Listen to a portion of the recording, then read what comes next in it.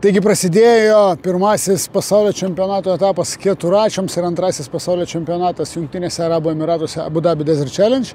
Vakar buvo prologas, kuris nelabai nusisekė, bet šiandien pirmoji lenktynių diena. Sekėsi tikrai visai gerai, geras greitis. Esu 21 vietoj bendrai tarp visų motociklų ir keturračių. Tarp keturračių esu antras. Greičiu esu pakankamai patenkintas.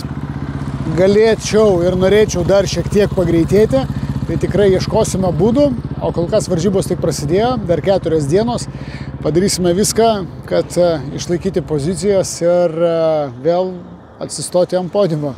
Bet iki podiumo dar labai daug reikia nuveikti reikalų ir svarbiausia neprisidaryti jų tiek, kad apskritai finišuoti varžybas. Tai linkėjimai visai Lietuvai iš Jungtinių Arabų Emyratų. Sekite naujienas apie mūsų socialiniuose mūsų tinkluose ir taip pat Abu Dhabi Desert Challenge oficialioje svetainėje Live Results.